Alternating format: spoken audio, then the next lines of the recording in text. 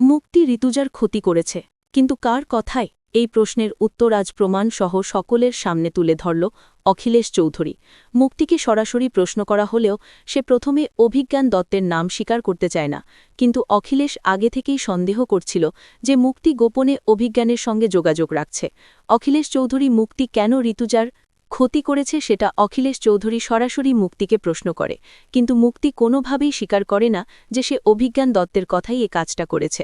তবে অখিলেশ চৌধুরী আগে থেকেই জানতে পেরে গিয়েছিল মুক্তি কোনো না কোনোভাবে অভিজ্ঞান দত্তের সঙ্গে যোগাযোগ রাখছে।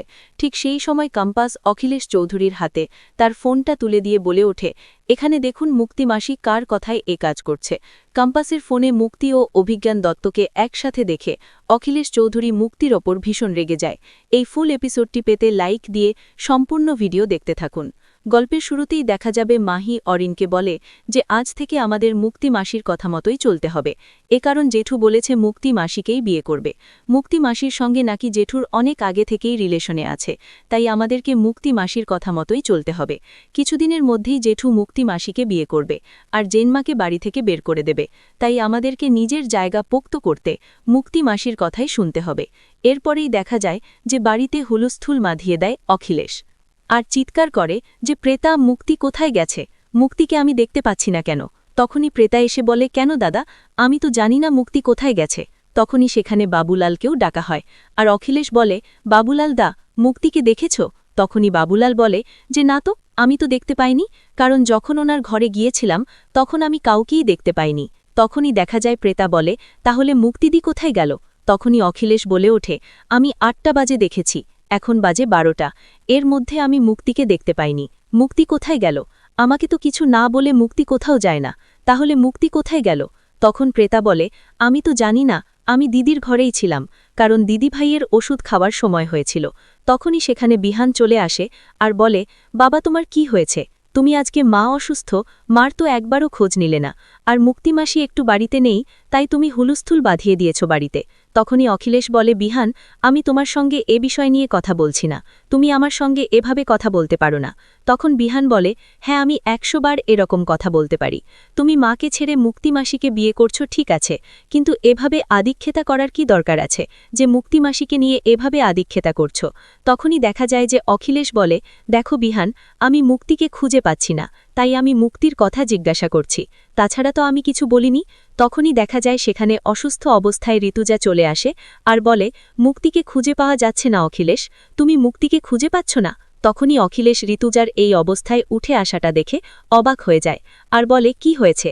এদিকে মুক্তিকে ফোনেও পাচ্ছিল না অখিলেশ, বারবার ফোন করলেও ফোনটা ধরছে না। এরপরে অখিলেশ বলে, ঋতুজা, তুমি অসুস্থ অবস্থায় এখানে উঠে এসেছ কেন?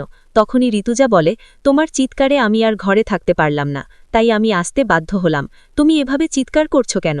তখনই দেখা যায় যে অখিলেশ বলে, মুক্তিকে খুঁজে পাওয়া যাচ্ছে না, অনেকক্ষণ থেকে আমি মুক্তিকে খুঁজে পাচ্ছি না, তাই আমি মুক্তির খোঁজ করছিলাম, এতে দোষের কি আছে? তখনই বিহান বলে, বাবা তুমি এখনও নিজেকে বোঝাতে পারছো না, তুমি কি ভুল করছো? যাই হোক, তোমার সঙ্গে এ বিষয় নিয়ে আমরা আর কথা বলতে চাই না। আর মুক্তিমাসি কোথায় গেছে আমরা কি করে বলবো? আমরা তো আর কিছু জান না। তখন মেঘ আর প্রেতাও বলে, হ্যাঁ আমরা তো মুক্তিমাসিকে দেখিনি, মুক্তি কোথায় গেছে জানি না। তখন ঋতুজা হাসতে হাসতে বলে, শুধু মুক্তিকেই বাড়িতে পাওয়া যাচ্ছে না, বাড়িতে তো আর একজন পাওয়া যাচ্ছে না, তার কথা তো একবারও কেউ জিজ্ঞাসা করছে না। তখনই অখিলেশ বলে, কার কথা বলছো ঋতুজা তুমি? তখনই দেখা যায় মেঘ বলে, হ্যাঁ মা, কার কথা বলছেন? তখন ঋতুজা বলে, কেন, কম্পাসকেও তো দেখা যাচ্ছে না, কম্পাস কোথায় গেছে? তখনই দেখা যায় যে কম্পাস মুক্তিকে অজ্ঞান অবস্থায় সেটার ট্রিটমেন্ট শুরু করে দেয়। তখনই মুক্তির জ্ঞান এসে দেখতে পায় যে সে ভয়ঙ্কর একটি জায়গায় আছে। তখনই মুক্তি চিৎকার শুরু করে দেয় যে আমি এখানে কেন, আমাকে এখানে কেন আনা হয়েছে, আমাকে বাঁচাও। তখনই সেখানে ছদ্মবেশ নিয়ে কম্পাস আসে আর বলে, কি হয়েছে মুক্তিমা, এভাবে চিৎকার করছো কেন? এভাবে চিৎকার করো না, তাহলে তো তোমায় অসুস্থ হয়ে পড়বে, তোমার সমস্যা বাড়বে। তুমি এভাবে চিৎকার করো না মুক্তিমাসি, হাজার চিৎকার করেও কোনো লাভ নেই, কেউ তোমার চিৎকার শুনতে পারবে না, তাই বলছি তুমি চিৎকার করো না। তখনই মুক্তি বলে, কে তুমি, আমাকে কেন ধরে নিয়ে এসেছো? তুমি আমাকে কেন এভাবে ধরে রেখেছ বলো আমাকে। তখনই দেখা যায় যে কম্পাস বলে ওঠে, আমি ধরে নিয়ে এসেছি তোমার মুখ থেকে সত্যটা জানব বলে। তুমি যতক্ষণ না সত্যটা বলবে ততক্ষণ আমি তোমাকে ছাড়ব না। তুমি অনেক খেলা শিখে গেছো, তাই তোমার সঙ্গে গেম খেলতে আমি এখানে তোমাকে নিয়ে এসেছি। তোমাকে আমি এখান থেকে যেতে দেব না মুক্তি মাসি। তখনই মুক্তি বলে, কে কম্পাস? তখনই কম্পাস তার মুখের থেকে সবকিছু সরিয়ে বলে, হ্যাঁ আমি কম্পাস, আমি তোমাকে এখানে ধরে নিয়ে এসেছি। বলো তো কি হয়েছিল? মায়ের যখন রিপোর্টটা আমি দেখেছিলাম তখনই বুঝে গিয়েছিলাম যে এ সব কিছু তুমি করেছ। তখনই দেখা যায় আমি ছোট মাকে বলেছিলাম যে আমি এ সব কিছু বলে দিতে চাই। তখন ছোট মা বলেছিল যে কোনো প্রমাণ নেই। তখন আমিও ভেবেছিলাম যে কোনো প্রমাণ নেই। আমি বলেছিলাম যে প্রমাণ খুঁজতে হবে। তখন দাদা আমাকে বলেছিল, প্রমাণ কি করে খুঁজবে? প্রমাণ খুঁজতে গেলে তো অনেক বড় বড় কঠিন পরীক্ষা করতে হবে। তখন মেঘ বলে, হ্যাঁ তবুও প্রমাণ খুঁজতে হবে।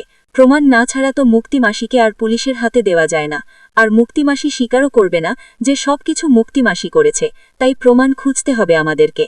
তখনই কম্পাস বলে, প্রমাণ আমি খুঁজব, কারণ এই দারুচিনিটা আমি জানি মুক্তি মাসি খাইয়েছে। কারণ মুক্তি মাসিকেই আমি সেদিন ঘর থেকে বেরোতে দেখেছিলাম। ভয়ে ভয়ে সেদিন ঘর থেকে বেরিয়েছিল। তখনই দেখা যায় যে কম্পাস আরও বলতে থাকে, আমি তোমাকে ছাড়ব না মুক্তিমা, তুমি স্বীকার করে নাও, না হলে তুমি আমার হাত থেকে বাঁচবে না। তুমি মাকে অসুস্থ বানিয়েছিলে, তোমার এত বড় সাহস, তুমি আমার মাকে অসুস্থ বানিয়েছ। আমি তো তোমাকে ছাড়ব না কিছুতেই, তোমাকে আমি ছাড়ব না। তোমাকে দেখি আমার হাত থেকে কে বাঁচাতে পারে। এখানে আমি বড় বড় পোকা জোক সব ছেড়ে দেব, তোমাকে কুড়ে কুড়ে খাবে। আর সকালে এসে তোমার হাড্ডিগুলো এখান থেকে নিয়ে যাওয়া হবে।